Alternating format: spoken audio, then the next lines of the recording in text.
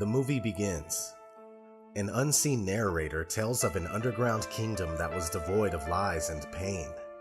Long ago, the young princess of the realm escaped, curious to see the world above, but was blinded by the bright sunlight and all memories of her past were erased. She eventually succumbed to the natural world as her inability to adapt to the new surroundings left her helpless. Her father, the king, remained hopeful that his daughter would return to her kingdom someday, in another place and time.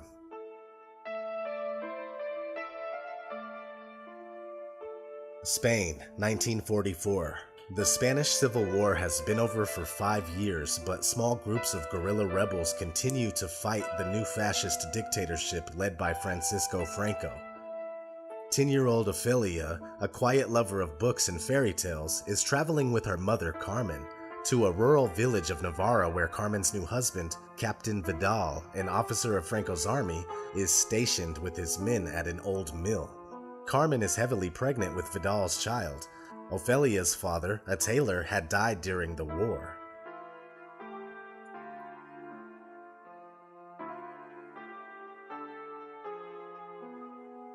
When Carmen and Ofelia arrive at the mill, stern Vidal shows little concern for his new stepdaughter, but takes great care to ensure that Carmen's pregnancy progresses smoothly. He commissioned a local doctor to stay at the mill and tend to Carmen.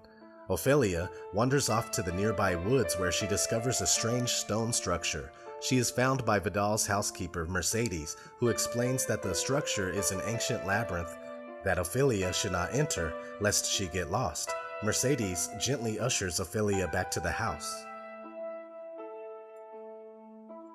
Ofelia and her mother Carmen settle into their bedroom. Dr. Ferrero speaks with Vidal in his study, explaining that Carmen should not have traveled in such a late stage of an already difficult pregnancy. It becomes increasingly obvious that Vidal only values Carmen as a vessel for his unborn child, which he is certain will be a son to carry on with his name. Vidal's tyrannical temper is revealed that night when he brutally murders 2 peasants whom his men mistook for rebel fighters, but who were merely farmers hunting for rabbits. Vidal realizes this after the men are dead, but blames his soldiers for the error, barking that they should learn to search these assholes properly before consulting him. That night, Ofelia sleeps beside her mother. In the middle of the night, she is woken by the sound of fluttering wings and beholds a large insect she'd spotted during her journey to the mill. After Ofelia shows the insect what she considers a fairy to look like in a book, the insect transforms into a tiny humanoid fairy and gestures to Ofelia to follow it. It leads her outside to the stone labyrinth. When Ofelia reaches the underground center of the maze, she is greeted by a faun, a supernatural creature that is half man, half goat. He explains to Ofelia that she is really the long-lost princess from the underground realm. The faun explains that he had been sent by the king to bring her home, but that she must first prove herself worthy of returning. The faun presents Ofelia with a magic book that will detail 3 tasks which she must complete by the next full moon. The first task, he explains, is to retrieve a key from the stomach of a giant toad that lives beneath a fig tree in the forest. He gives her 3 magic stones, which she must feed to the toad. He also tells Ofelia to look for a moon-shaped birthmark on her shoulder that identifies her as the princess.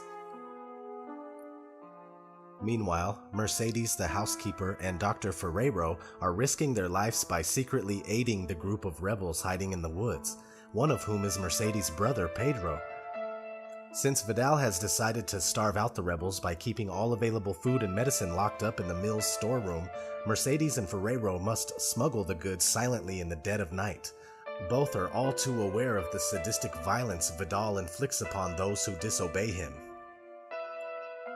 Captain Vidal is hosting a banquet at the mill for some local political figureheads. Carmen expects Ofelia to attend and presents her with a beautiful new dress and shoes for the occasion. Ofelia accepts the gifts with lukewarm gratitude as she is distracted by the thought of the first task. As Ofelia prepares to take her bath, she examines the magic book, which informs her that the task must take place that day. Shortly before the dinner party, wearing her new clothes, Ophelia escapes to the woods. She finds the fig tree and crawls into the cavern below. She manages to feed the magic stones to the enormous toad, which vomits out its insides. Ophelia finds the key amid the sticky mess and departs. She returns to the house, her new dress ruined. Her mother Carmen sends her to bed without supper. During the banquet, Vidal's rigid views become apparent. He vows not to rest until every rebel is shot dead. The town mayor recalls being in the army with Vidal's father, who upon his death smashed his watch on a rock to ensure that his son would know the exact time of his demise. Vidal dismisses this, claiming that his father never owned a watch, though he is seen several times meticulously cleaning an old broken pocket watch in his study.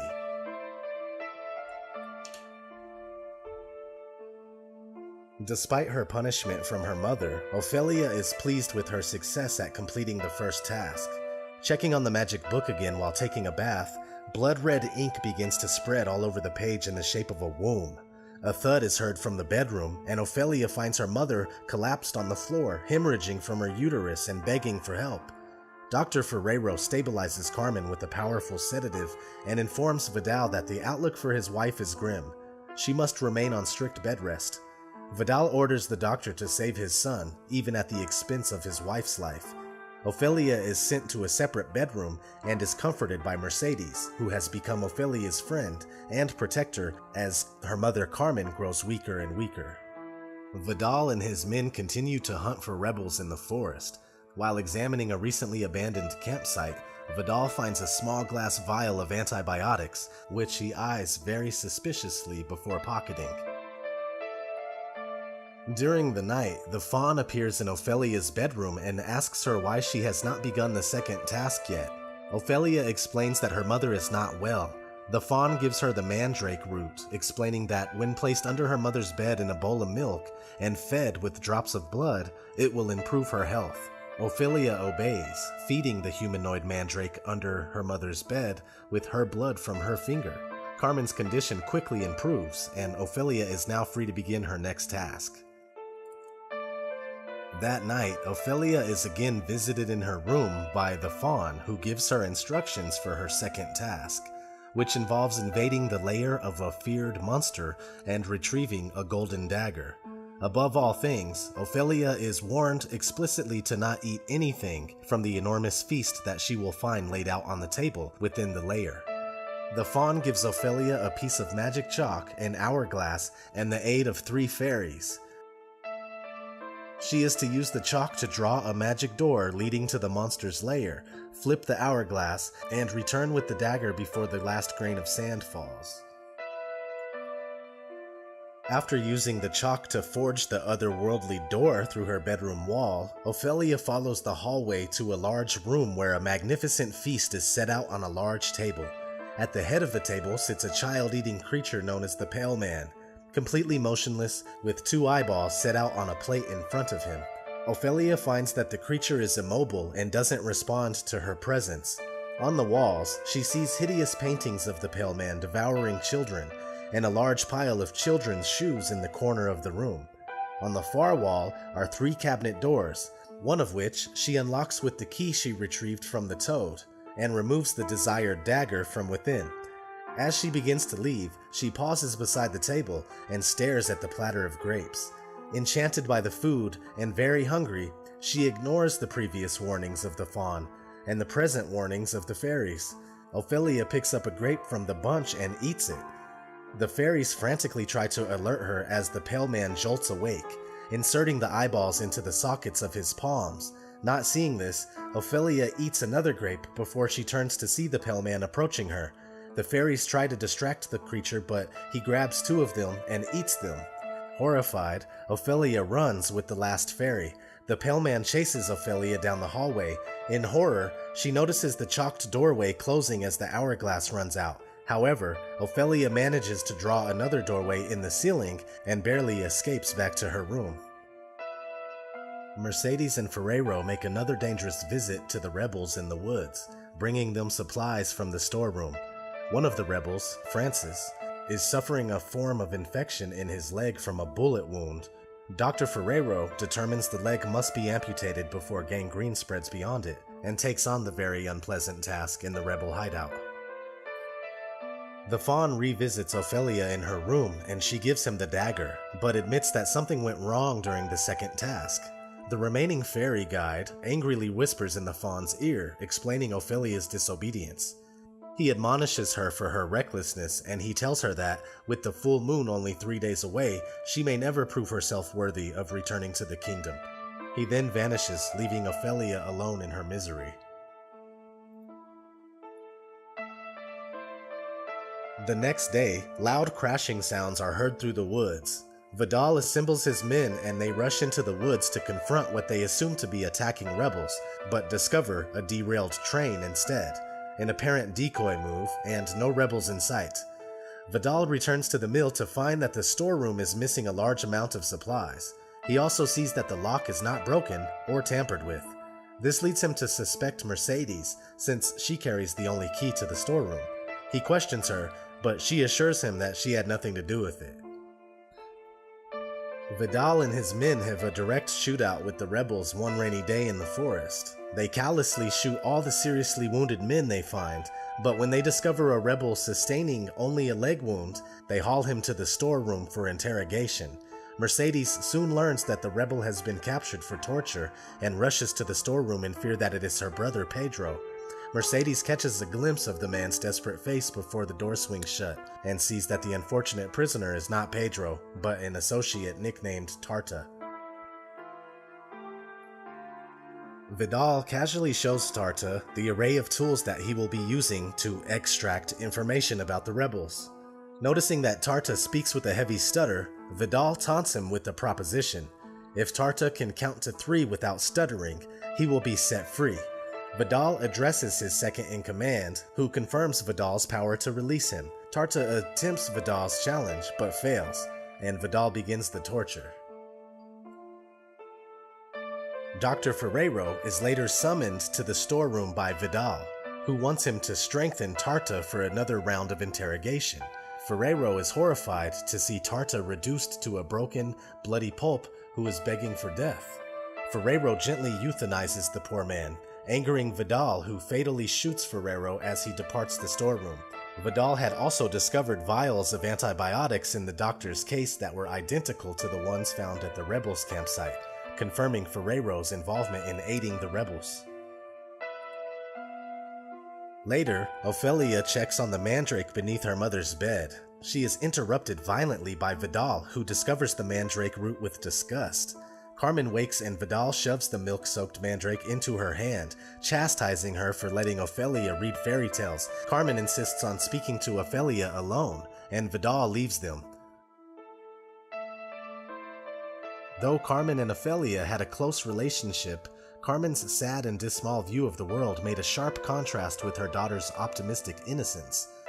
Carmen attempts to prove to Ophelia that magic does not exist, and throws the mandrake root into the blazing fireplace. Moments later, Carmen collapses in pain. The mandrake, which had become the embodiment of Carmen's health, is destroyed in the flames. Carmen is dragged into a harrowing labor which she does not survive. She delivers a healthy son, which is satisfaction enough for Vidal, but Ophelia is devastated by her mother's death. Now orphaned and at the mercy of her evil stepfather, Ophelia's only ally is Mercedes. Ophelia admits to Mercedes that she knows that she and the doctor had been helping the men in the woods, but swears to keep the secret to herself. Vidal summons Mercedes to his study that night, casually musing about how the storeroom could have been opened so easily when she had supposedly given him the only key sometime before. Mercedes, knowing that Vidal had discovered her secret, prepares to escape the mill that night. She stops by Ophelia's room to say goodbye, but ends up bringing her along as the girl begged not to be left alone at the mill. Mercedes and Ophelia attempt to escape that rainy night, but are quickly apprehended by Vidal and his men. Vidal drags Ophelia back to her bedroom, furious that she had known about Mercedes and Ferrero aiding the rebels. He locks her in the room, giving her men orders to kill her if anyone tries to break in. He then returns to the storeroom, where Mercedes had been brought and bound for torture. Vidal begins the same speech he gave to Tarta, showing Mercedes the various tools he will use to extract information from her.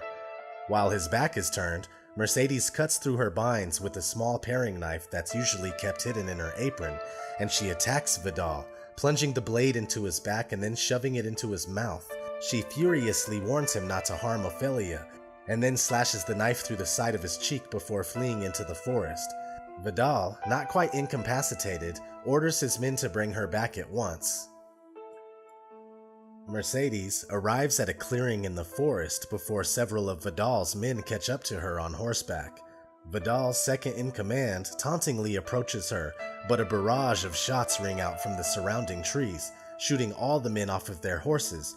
The surviving rebels emerge from the woods, led by Pedro, who embraces his sister as she weeps with relief. Locked away in her room, Ophelia is visited again by the Faun. He has decided to grant her one last chance to prove herself as princess. He tells her that the third and final task is to fetch her infant brother and take him to the center of the labyrinth. Ophelia escapes her bedroom using the piece of magic chalk and sneaks into Vidal's quarters where the baby boy is kept. She takes a bottle of sedative that was previously administered to her mother and hides in Vidal's room, watching him stitch up his horrid gash in his cheek. While he is distracted, Ophelia drugs his glass of scotch heavily with the medicine. As he drinks, gunfire and explosions erupt as the rebels begin an attack on the mill. Vidal rushes to the doorway but begins to stagger as he begins feeling the effects of the drugs. Vidal makes out the blurry image of Ophelia standing in the doorway holding the baby, who she had gently taken from his cradle. Vidal stumbles after Ophelia as she runs to the labyrinth with her baby brother. When Ophelia reaches the center of the labyrinth with the baby, the Faun is waiting for her with the golden dagger. The Faun explains that it's the full moon and that the portal to the underground must be opened with the blood of an innocent. He says he needs a drop of the blood from the baby, just a pinprick, to open the portal and return Ophelia to her true home. Ophelia refuses to let her baby brother be harmed in any way and insists that she would give up her chance at entering the heavenly kingdom for him. Vidal finally catches up to her and sees her talking to nothing but air. He forcibly takes the baby and shoots Ophelia in the stomach before departing the labyrinth. As Ophelia begins to bleed out, she collapses onto the stone portal. Her blood begins to drip into the portal and she faintly smiles as her body becomes still. Vidal exits the labyrinth with the baby, only to be met by a score of armed rebels, including Mercedes, waiting for him. Knowing he cannot escape them now, he calmly hands his son to Mercedes, and while looking at his watch, he asks her to tell him one day what time he died. Before he can finish his last request, Mercedes firmly assures him that the boy won't even know your name. Pedro then shoots Vidal in the face, leaving him dead at the entrance of the labyrinth. Mercedes and the rebels rush into the labyrinth and find Ophelia bleeding out onto the stonework.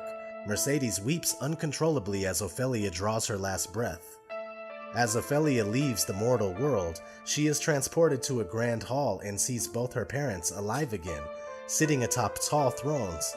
She has been called home as princess at last, to be reunited with the king and queen. The Faun appears and explains that the last task was a test of honor and integrity. Because Ophelia offered her own blood to open the portal instead of her brother's, she proved herself brave and kind-hearted enough to re-enter the underground realm. The narrator explains that Princess became the eventual beloved ruler of the realm, and that small traces of her time in the mortal world are still visible, but only for those that know where to look. The movie ends and then the credits run. This movie is a concoction of several different fairy tales, mixed with abundant amounts of esoteric symbolism as well as several archetypal myths. Pan's Labyrinth is an allegorical story that can be interpreted in numerous ways. Be sure to comment down below with some of your interpretations and take care. This has been ODD TV. Thanks for watching.